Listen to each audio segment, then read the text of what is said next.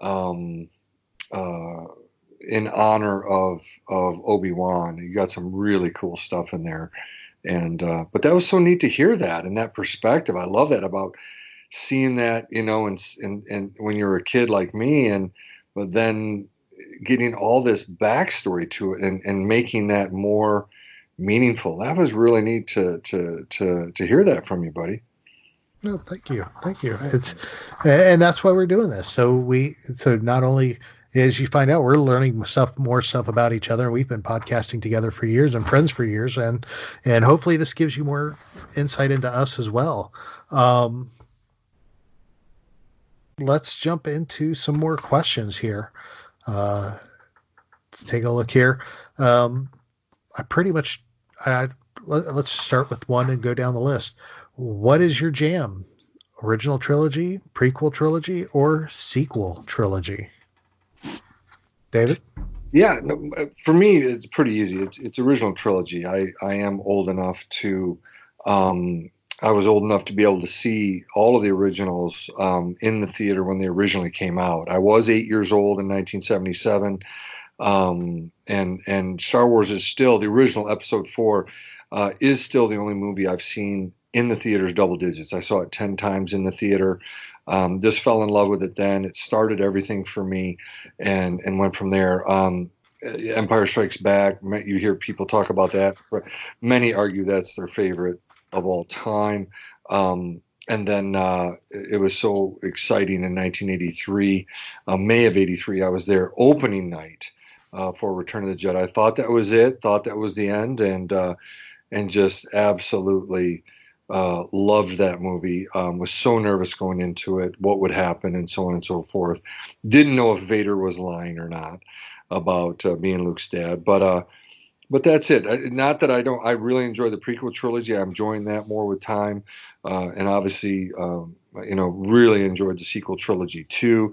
But the OT, it's been my jam. But I'm not just because it is. It doesn't mean I don't enjoy those other ones. And I do hear quite a few people say that they only enjoy one. But I don't see a reason not to be able to enjoy all three.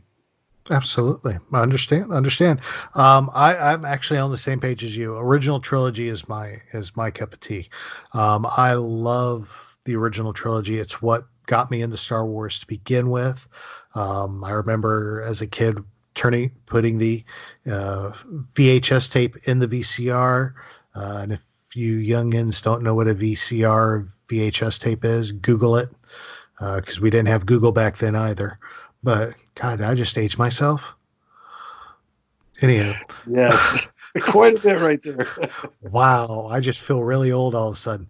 But I remember as a kid putting in that videotape and then flipping over the coffee table and hiding behind it with a blaster as the stormtroopers came storming onto the Tanative 4, and then peeking up over the coffee table and blasting stormtroopers whenever they showed them on screen. I mean, that's just what I did. That's how I grew up watching it.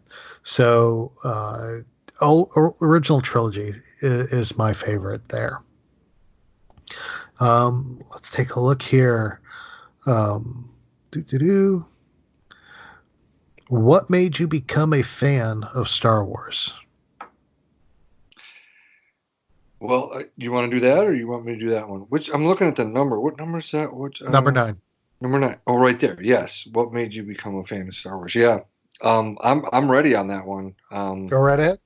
Yeah. I think it was, and we have some of these other questions we can go into a little more depth, but I think for me it was the hero's journey ultimately.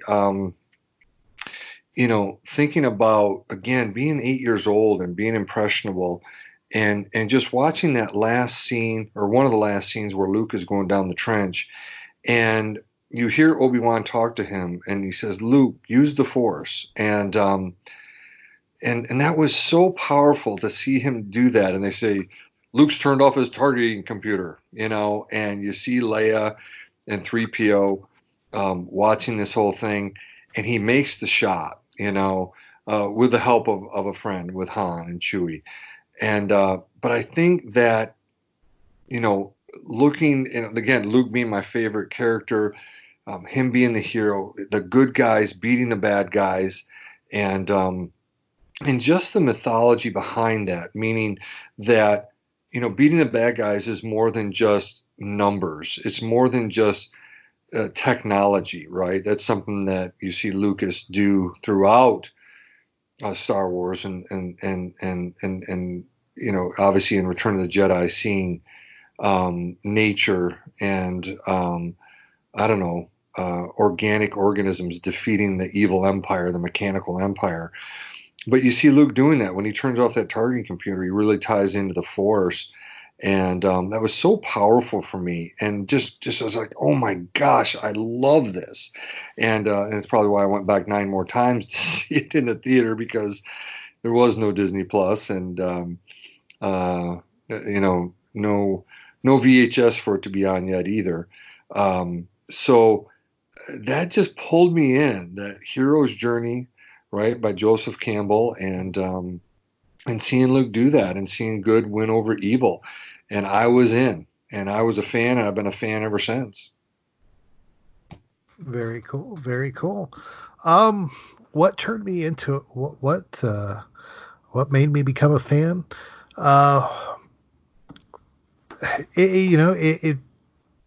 It was the story, that classic good versus evil story, the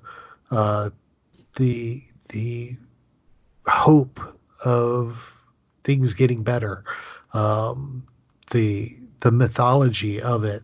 I mean, there was just something there was something about all of that combined that drew me in. Not even to mention the fact that the soundtrack hooked me. The John Williams music just grabbed me, and I couldn't put it down. Like I mentioned earlier during the news, that he wrote this. He wrote this. He composed the soundtrack of my life, of my youth. It's the truth. You go back and ask my parents. 90% of the time, I had Star Wars on playing in my room. Just the soundtrack. I mean, every mixtape I made growing up had Star Wars in it. I mean, that's who I was, and it's still who I am. I still listen to majority of soundtracks, and the majority of it's Star Wars music. So all those things combined are what drew me into Star Wars. And it's a super long story, and I'm not going to get into it on this show today. Maybe in the future or something, but I did go away from fandom for the longest time, because of how I grew up overseas and everything, and didn't have access to some of the stuff that was coming out with the novels and everything. And when I did come home and the prequels were coming out, I watched them all in theaters, but it wasn't actually until a chance meeting at Star Wars weekends that reignited a fandom for me. So, but it all goes back to A New Hope and the original trilogy for me, and that's what really got me hooked. Yeah, me as well. That's great minds think alike. I've said that many times to you. So it's been fun doing that, and just enjoying that. A New Hope for me does beat out Empire Strikes Back, but just by a smidgen. I mean, everything about Empire is just incredible. But like the ranking of, we don't have that as one of our questions. How would you rank the 9-star? It's just so difficult. It's just easy for me to say, look, A New Hope started it all, and yeah, and it hooked me, and that's why I've been a fan ever since, and I'm so glad for that. But yeah. Absolutely. Very good. Very good. Very good. So we're running out of time here. So I at least want to grab 2 more questions and get those done here on our list. Let's go. Skimming them real quick. What do you feel is the most important thing about Star Wars? Yeah. I mean, again, this is going to tie into my last one. It's kind of something that George Lucas was asked, I believe it was before the world premiere of The Force Awakens. People were asking, why are people still talking about Star Wars all these years later? And now it's 42, now 43. And I like George Lucas' response. He says, look, there's been a lot of science fiction movies that have had the laser blast, blasters, spaceships, and dogfights out in space. There's been a lot of those. But in terms of the most important aspect, the reason why we're still talking about Star Wars, I think, is because of that underlying mythology. And like you mentioned in your previous answer, the story, it made it happen. When you look at, I think it's the making of Star. I have all three: the making of Star Wars, the making of The Empire Strikes Back, the making of The Return of the Jedi. When you look at some of the earlier scripts without the mythology in there, if that would have been made, we would not be talking about Star Wars today. But when he made the decision to infuse Joseph Campbell's work, that was the kicker. And so I do think that underlying mythology, the stories, are the most important thing about it. Perfect. Yeah, I have to say the exact same thing. For me, the most important thing is the story. It's that you mentioned the hero's journey, and we see that all through the show, through the movies, through the shows, and everything. But for me, it's what I like the most about Star Wars is it's a journey of hope and redemption. Everything they've done has been a journey of hope and redemption. Everything has been hope and redemption, hope and redemption. The hope of, the redemption of Anakin Skywalker, the redemption of Ben Solo. You can even break it down into even the Rogue One, the redemption of Jen Erso. There's some form of redemption for the characters throughout the series. It's even Empire Strikes Back. You can even go into the redemption of Yoda.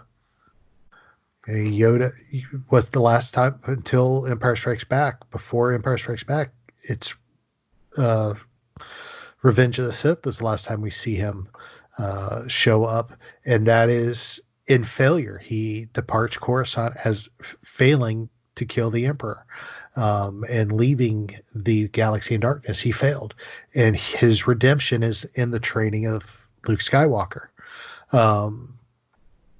So there's redemption all through, redemption stories all weaved into it, and to me that is the greatest part of Star Wars. Is the redemption factor.